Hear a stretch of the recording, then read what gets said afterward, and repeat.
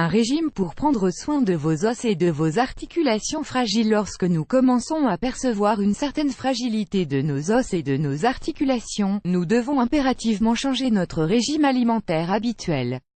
Ce bouleversement a pour objectif d'ingérer suffisamment de calcium, de magnésium et de vitamine D pour maintenir notre corps en bonne santé. Même les personnes qui ont une santé de fer peuvent remarquer que leurs os et leurs articulations, avec le passage du temps, commencent à se fragiliser.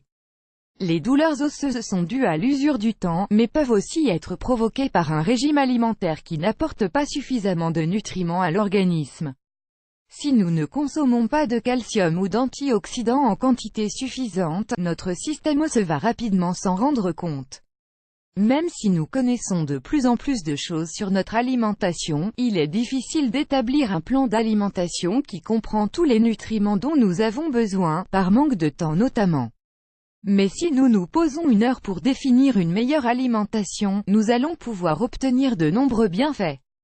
Pour que vous y parveniez, nous allons vous donner quelques conseils qui vont vous permettre de concevoir le meilleur régime alimentaire possible si vous souffrez de douleurs osseuses et articulaires. Ils sont très simples à suivre et vous seront d'une grande utilité. Que diriez-vous de les mettre en pratique dès aujourd'hui? Des conseils diététiques pour fortifier vos os et vos articulations. Évitez le sel. En réalité, il est impossible de se priver totalement de sel, car la quasi-totalité des aliments transformés en contiennent et que notre corps en a besoin. Mais nous devons tout de même faire attention à notre consommation. Le sodium, l'un des deux composés de l'aliment que nous désignons sous le nom de sel, facilite l'élimination du calcium à travers l'urine, ce qui peut grandement fragiliser nos os. Si vous ne pouvez absolument pas vous passer de sel, nous vous recommandons d'opter pour du sel marin et d'abandonner définitivement le sel raffiné. Le sel marin contient des nutriments qui contrecarrent les effets du sodium et ne produit que très peu de rétention d'eau.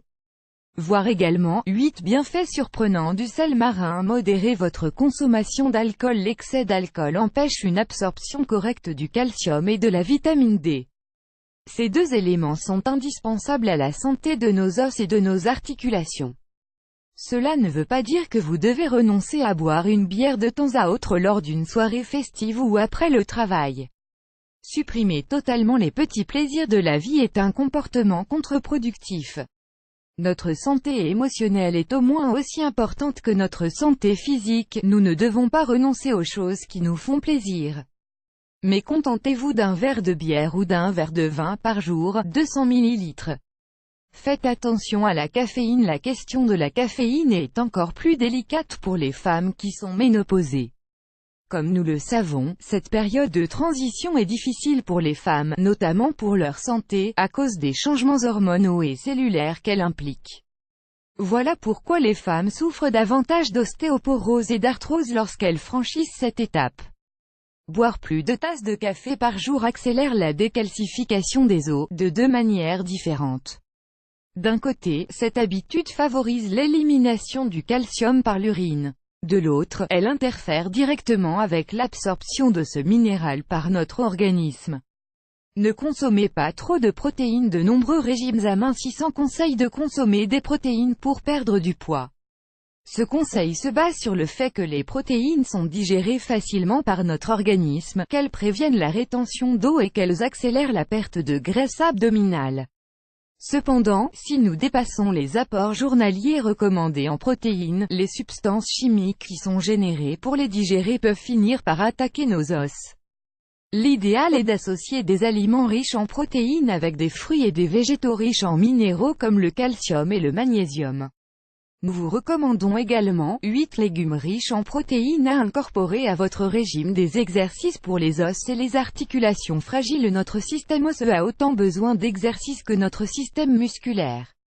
Cela lui permet de demeurer sain ou de récupérer des traumatismes qu'il a pu subir. Si vous souhaitez adopter cette bonne habitude, faites-le de manière graduelle et progressive.